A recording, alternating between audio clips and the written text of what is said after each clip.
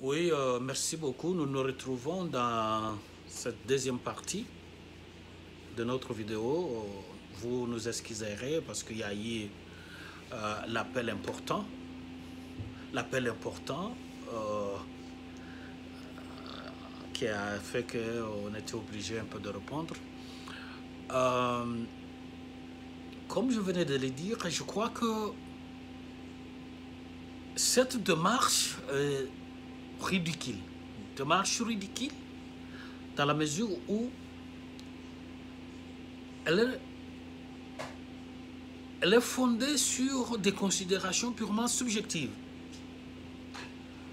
Des individus qui nourrissent une haine presque pathologique vis-à-vis du président de la République. Ce n'est pas à Maître Théodore Ngoï, professeur d'université, qu'on doit apprendre la procédure. Lorsque vous lisez la Constitution, la loi organique sur l'organisation et le fonctionnement de la Cour constitutionnelle ou le règlement d'ordre intérieur, vous voyez la procédure, vous connaissez ce qui doit être fait. Il ne revient pas au Congrès de mettre en accusation le président de la République. Même si au niveau du Congrès, les Congrès constatent qu'il y a eu violation de la Constitution, les Congrès saisissent toujours le procureur général près la Cour constitutionnelle pour que ce dernier ouvre un dossier en charge du président de la République. Lorsque le procureur qui a reçu dénonciation, soit du Congrès ou d'autres citoyens,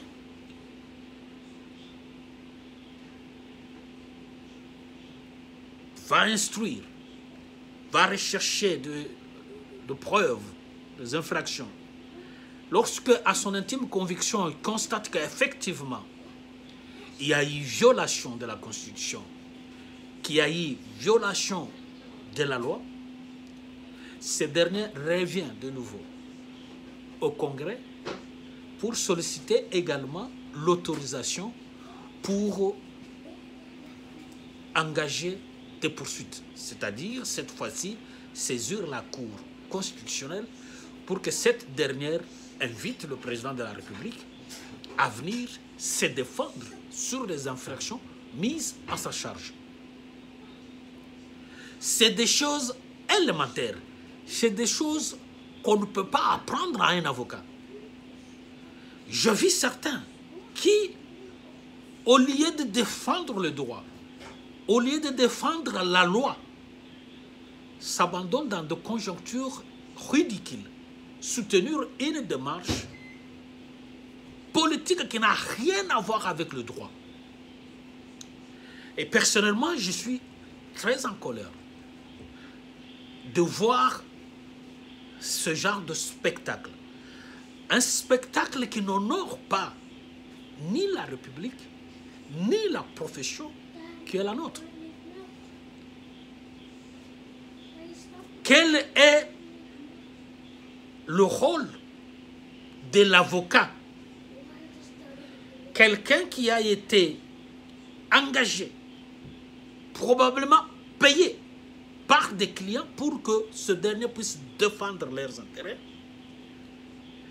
qui quitte le terrain judiciaire, qui abandonne le dossier judiciaire pour aller danser sur le terrain politique.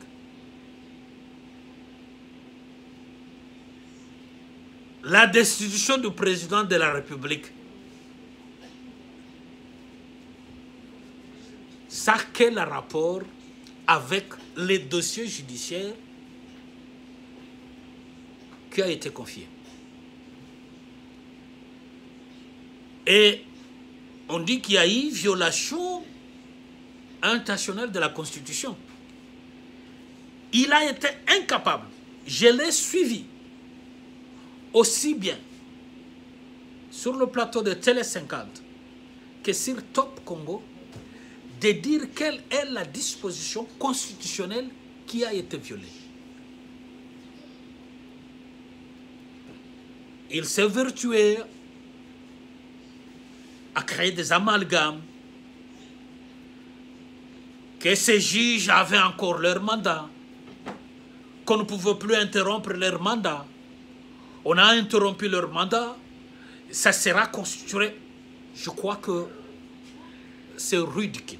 Parce que lorsque vous lisez l'article 150, pour ne prendre que l'article 150 de la Constitution, cet article consacre l'inamovibilité de magistrats. Ça, c'est le principe. Mais dans cette même disposition constitutionnelle, cette disposition ouvre des exceptions. Il parle de la nomination nouvelle, pour ne plus que prendre la première assertion. Parce que nous ne sommes pas dans le cas de la démission, révocation, etc. Ne fût-ce que prendre le cas de la nomination nouvelle. Il y a eu nomination nouvelle. Ces juges ont été nommés à d'autres fonctions. Voilà un juriste, voilà un professeur d'université qui vient dire non, on ne pouvait pas le faire. Parce que selon lui, lorsque les juges sont nommés, ils doivent poursuivre leur mandat jusqu'à la fin. Donc on ne peut pas interrompre leur mandat. Mais qu'est-ce qu'il dit de l'article 150 qui parle, sauf de nomination nouvelle? Le législateur lui-même, les constitutionnalistes, la Constitution elle-même ouvre une brèche, donne cette brèche au président de la République. On nomme. Je ne veux pas entrer dans les détails pour savoir, parce qu'il a dit non, écoutez, ces juges-là, le chef n'a le droit que le tirage de 3 juges par groupe reconnu, comme c'est dit, et que est-ce que nous sommes dans le cas de tirage au sort? Est-ce que nous sommes dans le cas de tirage au sort? Il revient aux juristes, et ça c'est connu, dans les juristes, lorsque vous lisez une loi, la loi est un tout. Parce que la loi est un tout, chaque disposition constitutionnelle doit être rapprochée à un cas précis. Vous ne pouvez pas tirer une disposition constitutionnelle de son contexte pour pouvoir justifier une autre situation. Je dis que je ne voulais plus rester sur le plan du droit, je suis seulement sur le plan du principe. Pour dire que la démarche de M. Théodore Ngoï, qui a été soutenu malheureusement par Fayoulou, cette démarche est essentiellement politique. Des gens qui nourrissent une haine. Comme je venais de le dire, quel est l'intérêt d'un avocat payé par ses clients pour défendre leurs intérêts devant les instances judiciaires, se retrouve sur le plan politique où une démarche est entreprise pour sanctionner le président de la République. Donc vous voyez? Donc, vous avez là un problème politique. Mais c'est de la confusion auquel on habitue les Congolais. La médiocrité à laquelle on habitue les Congolais. On doit aimer l'excellence. On doit aimer les choses bien. Vous avez la procédure qui est connue. Vous avez les lois de la République qui doivent être respectées. Même si nous étions dans l'hypothèse où il y aurait violation de la Constitution, les choses doivent se faire correctement, il revenait à Théodore Ngoï d'aller au bout de la procédure. Si moi j'étais à sa place, je reste sur le plan judiciaire. Après avoir fait le recours qui n'a pas trouvé qu'un de cause, parce que l'absence de l'autorité administrative constitue le rejet, je vais saisir les juges administratifs, soumettre les moyens à ma possession. Même ces amalgames-là, sa lecture presque lunaire et confusionniste des lois de la République, je dois les soumettre à un juge. Lorsque le juge constate dans une décision judiciaire qu'il y a eu violation de la Constitution et annule l'œuvre du président de la République pour violation de la Constitution, j'ai là une preuve légale qui constate la violation de la Constitution par le président de la République. On peut alors, sur base de cette décision judiciaire qui constate violation de la Constitution par le président de la République, on a là un argument valable pour pouvoir, si entre guillemets, pour ceux qui n'aiment pas le président de la République, de pouvoir déclencher une autre procédure. Est-ce que cela soit noté? Ce n'est pas parce que vous dites qu'il y a violation de la loi qu'effectivement il y a violation de la loi. Parce qu'il ne revient pas à vous, il ne revient pas à un individu. Fût-il président de l'Assemblée nationale ou du Sénat, il ne revient pas aux députés, même réunis en congrès,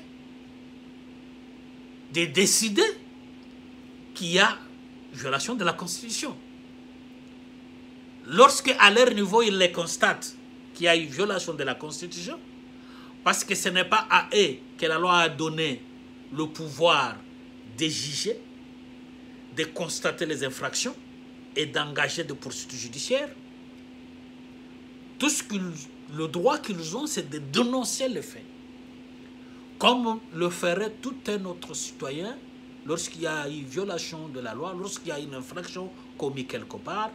La personne estime que les faits sont constitutifs d'infraction, il saisit le parquet, il saisit la justice.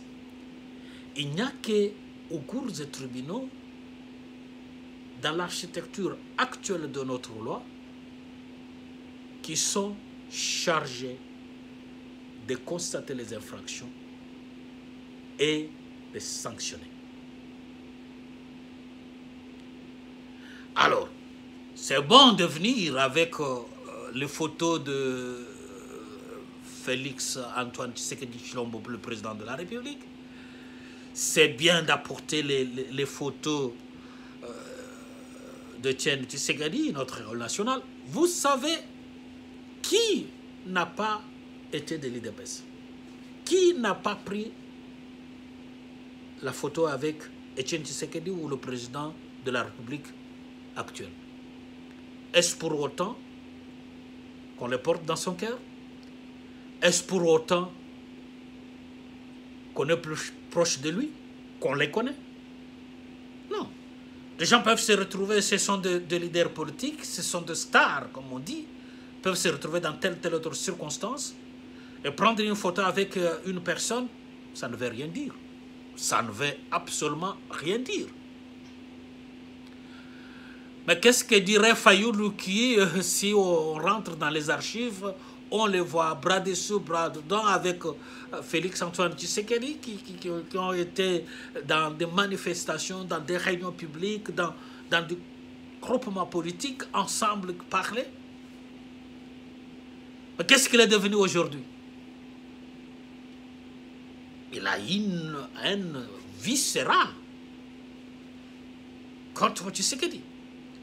Et même son rapprochement avec Ngoï, ce n'est que le témoignage de cette haine. Parce que quel est l'intérêt de Fayoulou? Parce que lui, il est politique. Il s'est enfermé dans une posture politicienne au sorti des élections de 2019. Je suis le président élu avec 62%. C'est lui le président élu, il a chanté. Bon. Ceux qui, de son groupe, sont en train de souffrir aujourd'hui, ils ont raison. Et nous l'avons, pour ceux qui nous suivent, depuis le premier jour, depuis cette histoire de Genève, les élections jusqu'à aujourd'hui, nous ne cessions de les dire. On habitue les Congolais à une sorte de folie. La confusion. Une confusion terrible. On dit A le matin, on dit B à midi, et on dit C le soir. Personne ne se pose des questions, mais vous avez dit ceci, mais pourquoi maintenant ça? On applaudit, on continue. Pour la simple raison que, parce qu'on n'aime pas Tshisekedi, on est prêt à avaler tout. On avale tout. Je me rappelle encore d'une déclaration très forte de Fayoulou à la veille des élections. Et je crois que c'était une très brillante journaliste, Paulette, qui l'interrogeait. Est-ce que vous serez candidat aux élections? Il dit, je ne serai jamais candidat aux élections avec la machine à voter. Je ne serai jamais. Retenez ça, moi, Fayoulou, je n'irai jamais aux élections avec la machine à voter. Juste quelques heures après, on invente une histoire alambiquée, une histoire ridicule. On dit non, bon, nous irons aux élections parce que l'ordinateur qui est connu de tous, qui a été manipulé, qui a été présenté, pour Fayoulou, c'était devenu juste une imprimante. Mon Dieu. Nous irons aux élections parce qu'on nous a compris que la machine va servir que de l'imprimante. Des Congolais, des intellectuels, des gens ont avalé ça, soutenu ça. On va à la Cour constitutionnelle pour le recours. On dépose une requête, dit qu'on a 48%. On amène notre requête, on dit qu'on a 62%. Les Congolais sont une certaine opinion. Des gens sont toujours prêts à avaler ça. On a été incapable d'apporter la moindre preuve d'un procès verbal qui puisse constater les 62% ou 68%. La Cour tranche. Le monsieur continue à dire, moi j'ai gagné, j'ai 62%. Vous avez des Congolais qui continuent à avaler ça.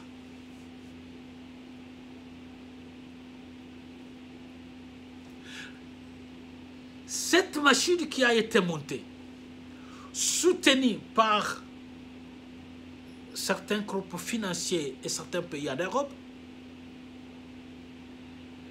et l'Église, il faut le dire, parce que dans cette histoire, c'est la première fois qu'on a vu que l'Église catholique était capable de mentir. L'Église catholique a affirmé avoir déployé 40 000 témoins. Alors qu'ils n'ont même pas le droit de déployer des témoins, ils ont parlé de 40 000 observateurs. Il faut prendre les termes qu'il faut. l'Église catholique a été incapable, jusqu'au jour d'aujourd'hui, d'apporter la moindre preuve des 40 000 observateurs déployés à travers la République. Ne fût-ce que des listes compilées, les noms des individus, leur numéro de téléphone, parce que quand on déploie les gens, on les connaît. Que ce soit au niveau de différents maisons ou paroisses, ou tout ça, c'est 40 000 observateurs. On a parlé des 40 000 téléphones. L'Église catholique a été incapable d'apporter la moindre preuve de l'achat de 40 000 téléphones. C'est entré au pays quel jour? Qui a dédouané ces 40 000 téléphones? Après les élections, ces 40 000 téléphones sont où? Vous avez des Congolais capables d'avaler des choses comme ça.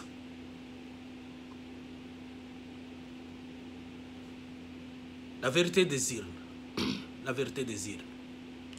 On a chanté.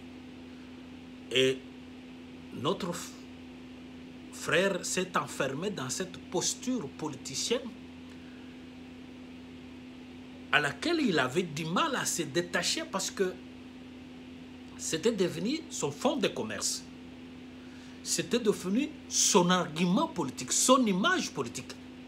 Et c'est ce qu'il a vendu partout.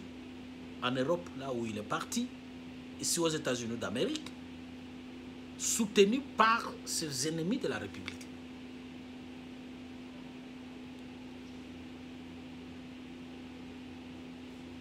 Il constate que finalement, et même ses amis au sein de la Mouka, le plus clairvoyant, Katumbi, Mbemba, tout le monde connaît. Ça, c'est un jeu d'enfant. Comment on va continuer à rester dans une telle posture face aux réalités du pays? On abandonne, il faut abandonner. Lui-même constate qu'effectivement, il ne peut pas continuer avec cette posture ridicule. Il va concevoir ce qu'il a appelé le plan de sortie de crise. Où, tacitement, lorsque vous prenez ce plan, qui n'en est pas un, parce que là-dedans, bon, il invente des histoires, il se donne même des... Il nomme déjà des gens, lui-même le président, son ami soutien financier, Mouzitou, tout ça. Mais de là, même ça, vous avez des intellectuels, vous avez des gens qui ont avalé ça. Et de là, il saute. Il est dans une autre solution. Apportée par la confusion, des amalgames entretenus par Théodore Ngoï. Fayoulela. C'est aujourd'hui que les gens comme Moukebaï et tant d'autres personnes, les soutiens de la Mouka, se réveillent pour constater que c'est la confusion, mais ça n'a jamais... Non, mais c'est la confusion de part, avant même les élections. C'est la confusion. Lorsque, regardez les discours, regardez les différents meetings, tout ce que Fayoulou a dit dans ses campagnes, tout ce qu'il a fait, c'est des contradictions sur contradictions, confusion sur confusion, jusqu'au jour d'aujourd'hui. Dieu merci, aujourd'hui tout le monde se réveille, pour constater que ce type nous a roulé, il nous a amené dans des histoires sans tête ni jambe. Donc,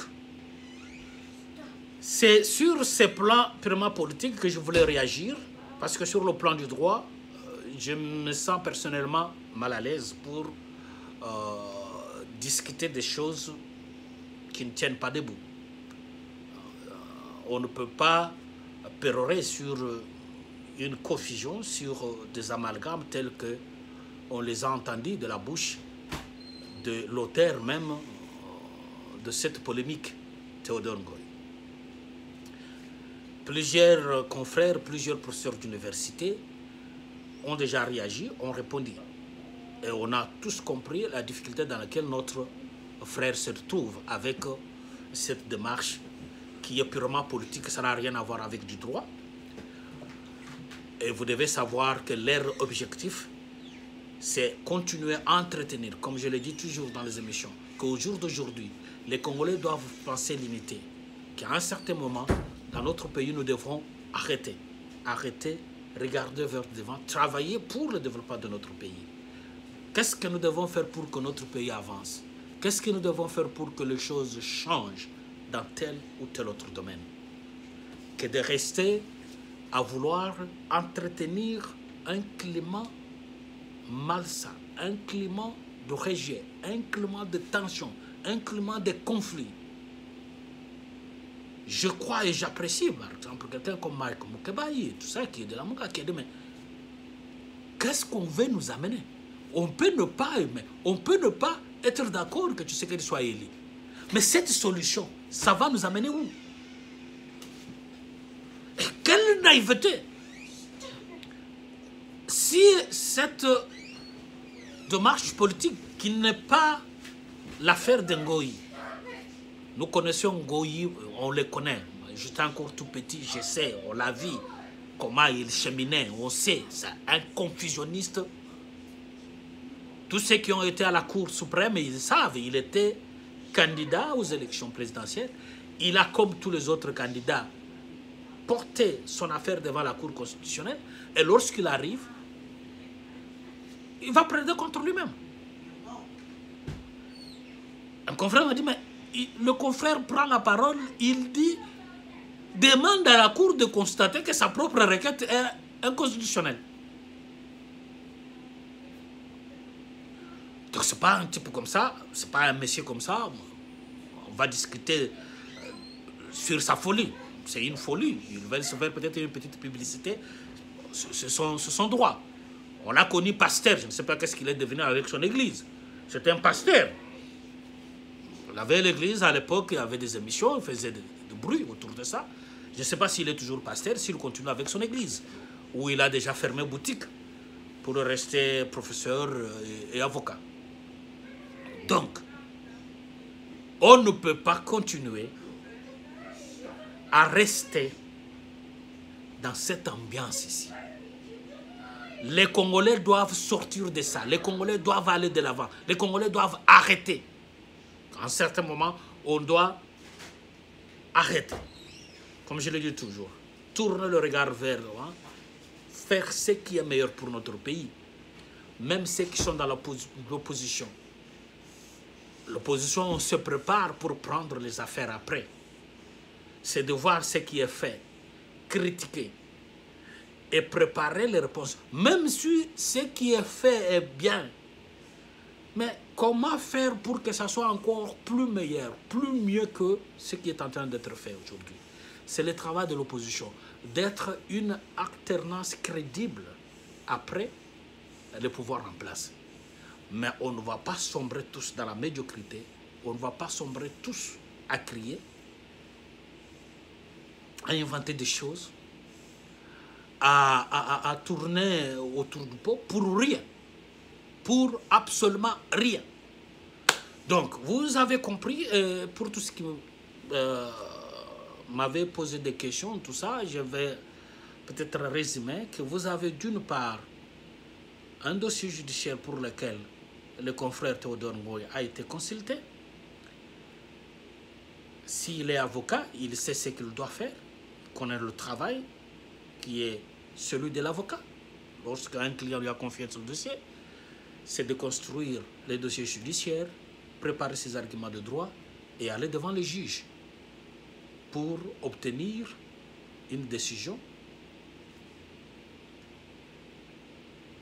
Ce n'est pas à lui parce que nous savons tous que l'avocat n'a pas l'obligation de résultat, mais l'avocat a l'obligation de moyens. Il doit mettre les moyens, tous les moyens que requiert sa spécialité, sa technicité, ses compétences au service de la cause de ses clients et défendre leurs intérêts devant les juges. Sur cette question, Dieu seul sait si les confrères a fait le travail. Ce qu'il défend, ce sont des juristes, ce sont des juges, ils savent ce qui doit être fait. J'ai voulu ici montrer que la question qui fait polémique aujourd'hui n'a rien à voir avec les dossiers pour lesquels Théodore Ngoï a été consulté. Il a abandonné cet aspect judiciaire pour venir sur le terrain politique. Il doit alors accepter que sur ce terrain politique qu'il a choisi, que les gens lui répondent. Je l'ai entendu dire, non, je suis menacé, ma sécurité, tout ça. Non, il ne faut pas venir inventer des histoires, crier. Bon, s'il y a eu des menaces et que les gens l'ont menacé directement, ce n'est pas à lui qu'on doit apprendre ce qu'il doit faire. Il est avocat et professeur d'université, il sait que lorsqu'il y a une menace, la première des choses, c'est même si c'est des menaces par inconnu, il peut saisir la justice contre inconnu pour que les enquêtes soient faites et qu'il soit protégé et que les auteurs de ces menaces soient sanctionnés. Mais sur le plan du droit, il n'y a rien. Il n'y a rien à dire. Mais sur le plan politique, parce qu'il a choisi le terrain politique, il doit accepter que les gens lui répondent sur le plan politique. Et c'est ce que nous avons voulu répondre à travers cette vidéo, montrer que cette démarche, elle est une démarche politique et que c'est par confusion, par erreur, par des sentiments personnels que la personne nourrit contre le président de la République, qu'il peut lire la Constitution et voir dans cette Constitution des choses qui conforteraient cette haine, cette envie de vouloir détruire la personne, l'image de la personne, de vouloir le mal à une personne. On ne peut pas dire qu'on aime, même si on est défenseur du droit, ainsi de suite. Faisons les choses proprement. Est-ce que c'était important de venir sur les médias, sur le plateau, crier, convoquer des journalistes, faire une telle déclaration? Je l'ai vu même se plaindre sur Top Congo pour dire « vous n'avez pas diffusé ». On lui a répondu que non, effectivement, la vidéo a été diffusée. Donc, c'est-à-dire, il est dans une communication politique. Et cette communication politique a pour un seul objectif, détruire l'image du président de la République. Et en voulant détruire l'image du président de la République, c'est toute la République que vous êtes en train de détruire. Parce que n'oubliez pas que ce n'est pas la personne de Tshisekedi, mais c'est l'institution président de la République. L'institution président de la République que vous attaquez, qui est le symbole de l'unité, le garant de bon fonctionnement des institutions. Il est en quelque sorte l'image de la RDC. Et c'est cette image que des gens comme Fayoulou, que des gens comme Théodore Ngoï tentent de noircir, tentent de détruire avec des fabulations terribles. Il a violé la Constitution, il a violé la Constitution. Mais on est incapable de citer une seule disposition constitutionnelle qui a été volée, qui a été violée. Et on va aller lire le préambule. Quittez ici. Donc, il y a ça qu'il faut retenir. Merci beaucoup. Nous allons nous retrouver à la prochaine occasion. Vous m'excuserez dans les conditions que nous avons fait cette vidéo. Les enfants sont là, acceptés, nous sommes deux parents, on est à la maison. C'est fort possible qu'ils viennent sur qu'ils. Alors, merci beaucoup, que Dieu vous protège. Nous nous retrouvons à la prochaine occasion. Restez dans la paix dans vos maisons. Continuons à prier pour notre pays. Travaillons pour sa grandeur. Travaillons pour que ce pays avance, que ce pays aille de l'avant. Merci et à la prochaine.